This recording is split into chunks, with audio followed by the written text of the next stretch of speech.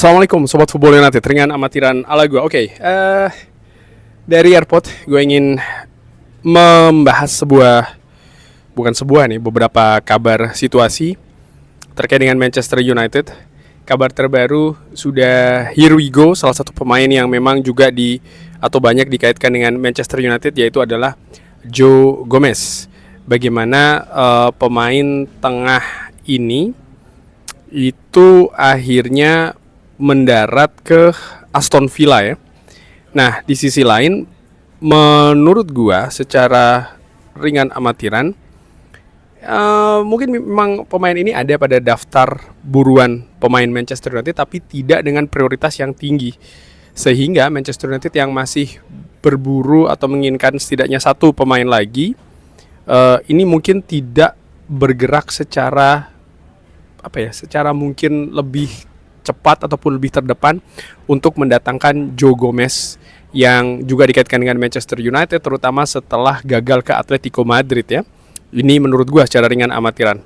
Nah, gua ingin bergerak ke Lawrie Whitwell yang mengatakan terkait dengan Adam Wharton dan juga Carlos Bareba yang dihubungkan dengan Manchester United. Disebutkan bahwa Manchester United ini mencari pemain tengah premium. Dan apa yang terjadi saat ini tidak atau tidak ada situasi yang banyak bergerak ya terkait dengan Adam Wharton, karena ada skeptisme dari Crystal Palace yang menginginkan angka yang besar untuk Adam Wharton, dan Crystal Palace ini menggunakan situasi Elliot Anderson sebagai dasarnya. Dan ya, ini situasi yang jelas Manchester United tidak akan mengeluarkan angka dengan yang terlalu besar, menurut gue seperti itu, apalagi sampai di atas 100 juta. Dan ini sejalan dengan apa yang dikatakan oleh Lawrie Whitwell. Tapi terkait dengan gelandang ketiga ini, David Ornstein mengatakan bahwa dia memperkirakan akan ada satu pemain tengah lagi, dan ini selalu rencananya seperti itu.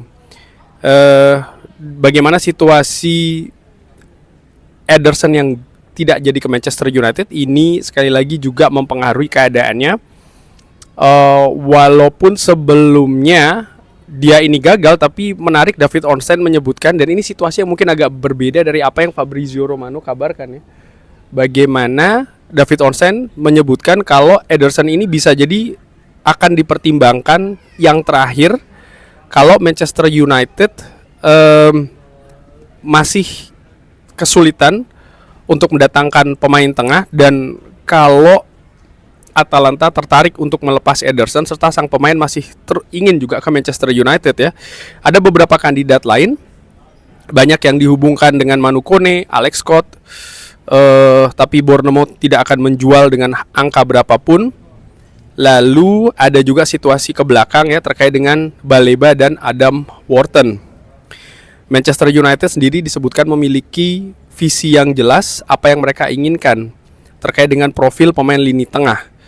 Nah, intinya adalah pemain yang bisa mengcover lini tengah, pemain yang memiliki kaki yang kuat ya, dan pemain yang juga punya kualitas yang bagus di lini tengah. Lawrie Whitwell tadi itu dari David Ornstein, sementara Lawrie Whitwell dengan Tielemans dan juga André Santos yang hadir, dan ini disebutkan bahwa Manchester United bisa mendatangkan dengan angka yang bagus.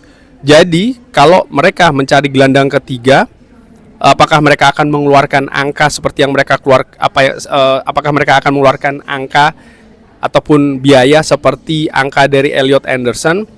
Disebutkan ini bisa jadi apa yang akan dilakukan oleh Manchester United. Nah, dari situ nampaknya memang ada berbagai informasi yang berbeda. Hampir jatuh handphone gua. Ataupun juga kontradiktif ya antara satu dan yang lainnya, termasuk juga informasi terkait dengan harga. Gua sendiri tetap berpikir bahwa Manchester United kalau tidak ada situasi penjualan baru, baik itu mungkin pemain inti ataupun pemain muda, untuk gelandang ketiga Manchester United kecil kemungkinan akan mengeluarkan angka yang cukup besar menurut gua, mungkin 90, 80, apalagi sampai 100. Tapi kalau Manchester United bisa melakukan penjualan, ada kemungkinan seperti itu. Gua sendiri melihat juga ya dari sisi lain, dari sisi keadaan squad saat ini, bagaimana Tielemans ini pasti besar kemungkinan diproyeksikan menjadi pemain inti.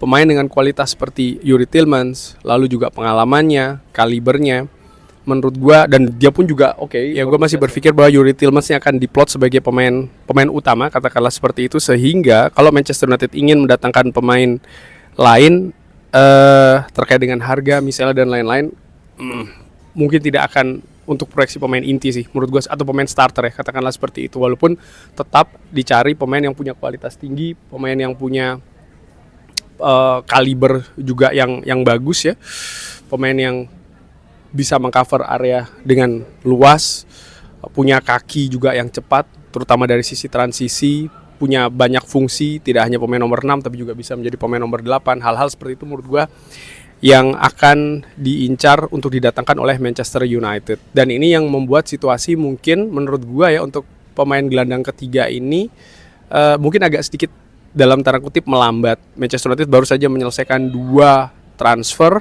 dengan waktu yang sangat cepat dan juga berdekatan. Mungkin bisa jadi saat ini konsentrasinya agak sedikit berubah, mungkin terkait dengan melepas pemain ya. Itu juga bisa terjadi. Di sisi lain kita juga mendekati akhir dari Piala Dunia, di mana para pemain, banyak pemain yang sudah tersisih negaranya, mungkin sudah mulai juga melihat tentang masa depannya, dan ini menurut gue juga bisa merubah situasi pergerakan dari Manchester United di bursa transfer kali ini.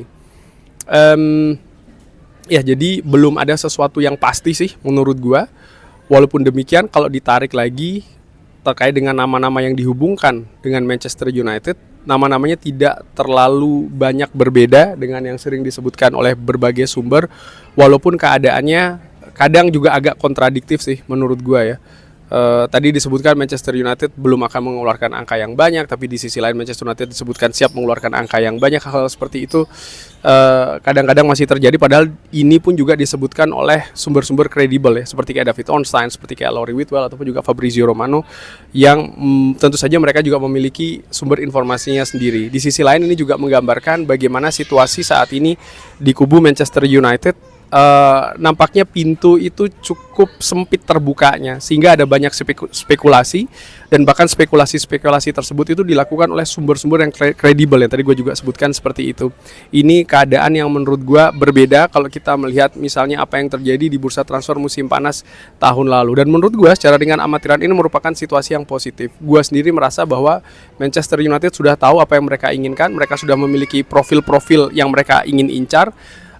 Nama-nama pun mereka juga sudah ada, cuman mereka juga masih melihat dari sisi keadaan mereka saat ini ya, terutama setelah mereka melakukan aktivitas di bursa transfer sampai dengan sejauh ini yang kurang lebih sudah sebulan semenjak bursa transfer ini dibuka. Kurang lebih seperti itu membahas terkait dengan ya situasi yang agak kontradiktif ini, berbagai pemberitaan terkait dengan gelandang ketiga Manchester United. Bagaimana menurut Sobat Football United? Seperti biasa silahkan drop di kolom komen. Terima kasih sudah menyaksikan.